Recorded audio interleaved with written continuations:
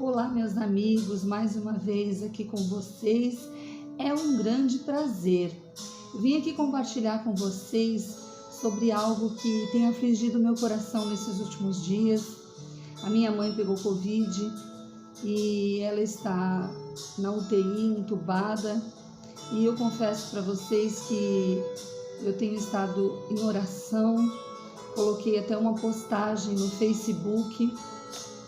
E essa postagem que eu coloquei no Facebook, colocando uma foto da minha mãe, quando eu fiz seu cabelo, quando eu pintei o cabelo da minha mãe, fiz escova, e uma foto dela na inalação, naquele aparelho que ela faz oxigênio, toma oxigênio, para poder sensibilizar o máximo de pessoas possíveis, amigos, parentes, principalmente irmãos em Cristo, para orarem.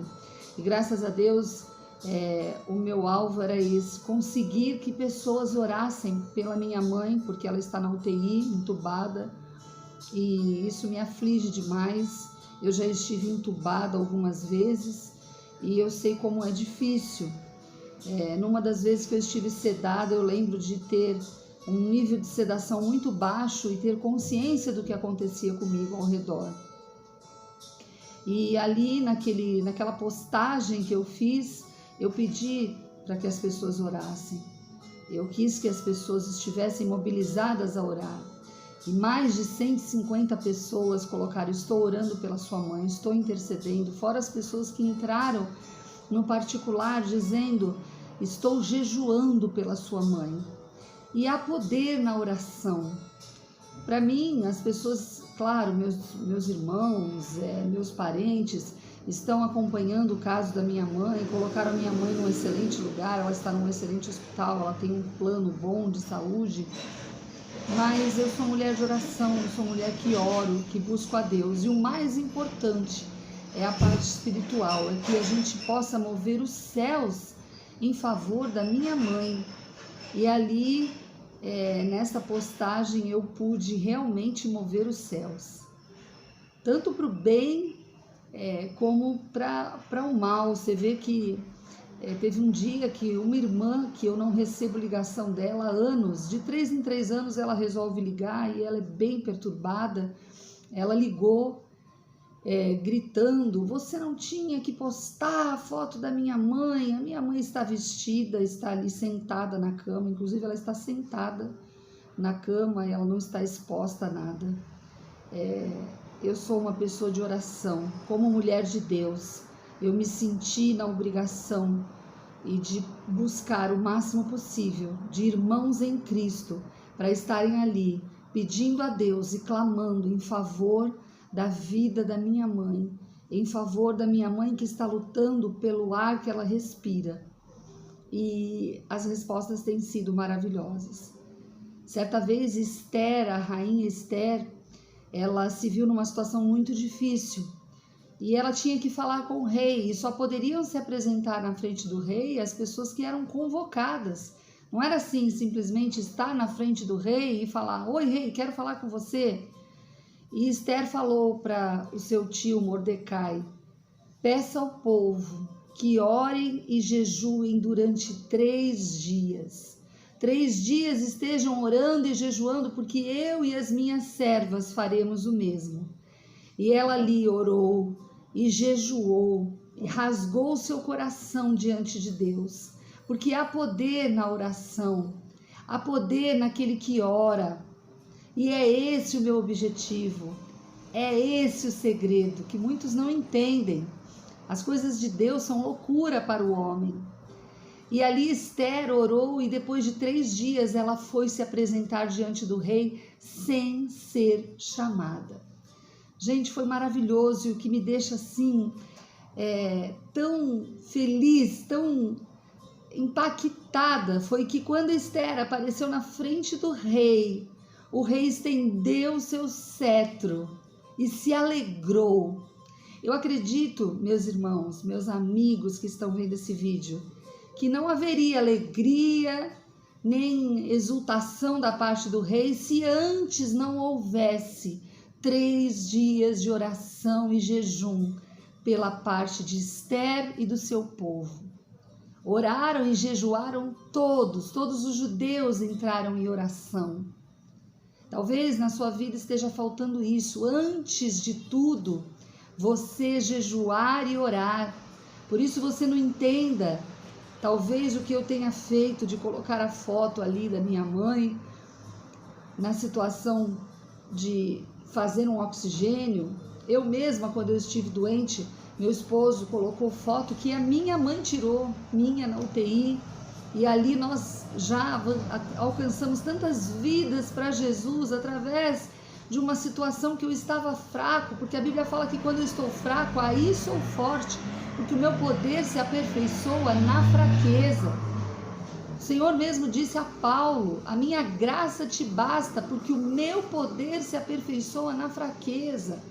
As pessoas estão cansadas de ver pessoas fortes, juízes, promotores, autoridades, desembargadores, pessoas com títulos, como a gente vê o Supremo Tribunal Federal, com tantos juízes fazendo tanta coisa errada. Quando nós somos fracos, aí nós somos fortes. E quando Ester se apresenta na frente do rei, ele estende o seu cetro. E ele disse: Ester, pede para mim até metade do meu reino que eu te dou. E a Ester precisava denunciar um plano. E Ester denuncia o plano mau no momento certo. Antes, Ester jejuou e orou durante 3 dias com o seu povo. Eu quero dizer para você, nessa manhã que eu estou aqui gravando na minha casa, já orei, já pensei na minha mãe. Ontem foi um dia muito difícil porque eu ouvi o boletim da minha mãe e eles disseram que tiraram toda a medicação dela, que faz ela ficar profundamente em sono, faz com que a minha mãe fique adormecida, e aquilo me deixou muito angustiada. Eu confesso que eu estava ouvindo aquilo e eu chorei, falei: meu Deus, que agonia, agora ela vai voltar assim com aquele tubo na boca. Eu falei: não, meu Deus, não, faça com que os médicos tirem logo o tubo dela, para que ela possa voltar a respirar normalmente. Senhor, restaura os seus pulmões em nome de Jesus, porque é muito difícil você voltar do coma, voltar de uma sedação e estar com um tubo na boca. E ali eu chorei como filha, senti a dor da minha mãe e clamei a Deus para que ela tirasse, para que fosse tirado logo aquele tubo da boca da minha mãe. E eu estou agora ansiosa pelo próximo boletim, para que digam como ela está, porque estar de olhos abertos com um tubo na boca realmente é muito difícil. E eu creio no milagre. Eu creio que Deus pode todas as coisas, que Deus está no controle de todas as coisas. Jesus é a luz do mundo. Certa vez existiu um homem chamado Simeão. Eu queria compartilhar também, como eu compartilhei a história de Ester com vocês, compartilhar a história de Simeão.